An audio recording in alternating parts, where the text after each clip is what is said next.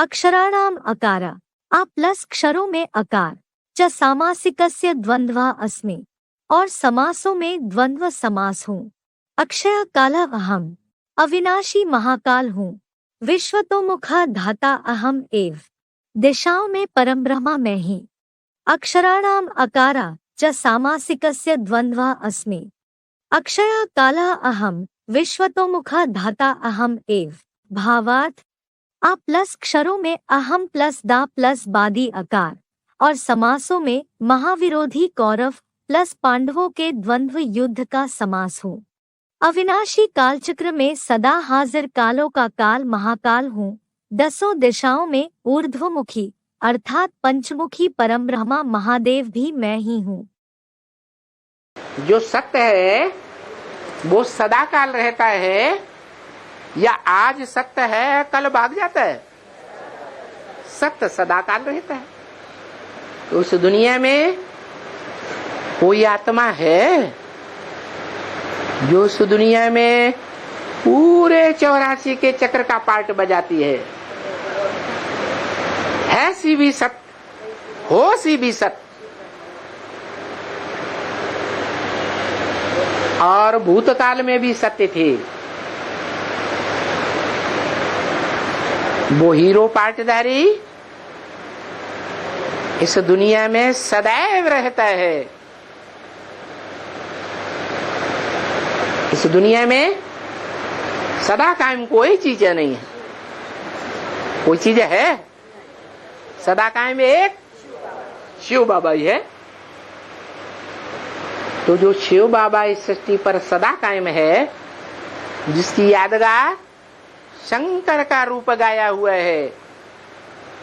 शंकर के लिए जन्म, शंकर के माँ बाप को, शंकर की मृत्यु शास्त्रों में दिखाई है नहीं? न उसकी जन्म न उसका मृत्यु होती है। वो इस सृष्टि पर सदा काल है और सदा काल रहता है। महामृत्यु में भी क्या सबके शरीर कुछ न कुछ छूट जाएंगे। सभी मनुष्य आत्माएं कुछ न कुछ परम धाम में पड़ी रहेंगी और वो एक ही आत्मा है मनुष्य सृष्टि का बाप, जो इस सृष्टि पर महामृत्यु के समय भी कायम रहेगा। वो कालों का काल है, महाकाल है, उसको कोई काल खा नहीं सकता। महामृत्यु के समय भी नहीं खा सकता। तो सत्य है या असत्य है? गीता में भी कहा है ना सतो विद्यते भावो ना भावो विद्यते सत्य। जो सत्य है उसका इस दुनिया में कभी अभाव नहीं होता। माने विनाश काल में भी अभाव नहीं होता, लोप नहीं होता। मुरली में ये वाक्य आया कि दुनिया की ऐसी कोई बात नहीं जो तेरे पर लागू न होती हो। तो पंचमुखी ब्रह्मा गाया हुआ है, ये भी किसके ऊपर लागू होता है? हैं?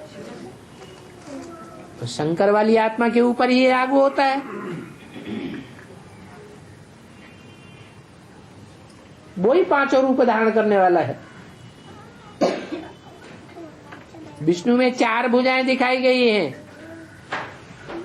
वो कौन सी 4 आत्माओं की सूचक हैं?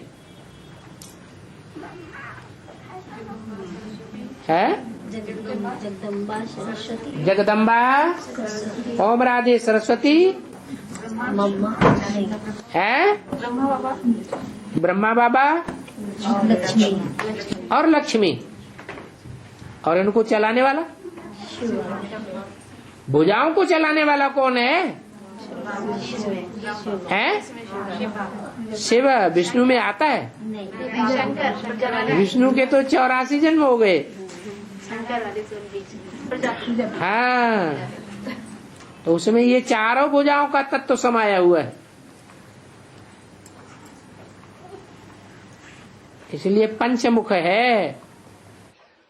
तो पहला मुख जिसको शास्त्रवादी भी दिखाते हैं, चित्रकारों ने भी बनाया है, ऊर्ध्वमुखी ब्रह्मा। तो परम ब्रह्म कहा जाता है। परे ते परे क्यों? जो और चार मुख हैं वो तो चार दिशाओं की तरफ दिखाए जाते हैं, है? ऊर्ध्वमुखी तो नहीं है, तो वो एक है ऊर्ध्वमुखी।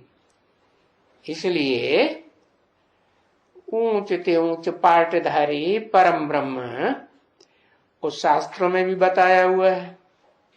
भले कहते हैं गुरुर् ब्रह्मा गुरुर् विष्णु गुरुर्देवो महेश्वर, फिर कहते हैं गुरु साक्षात परम ब्रह्म तस्मै नमः।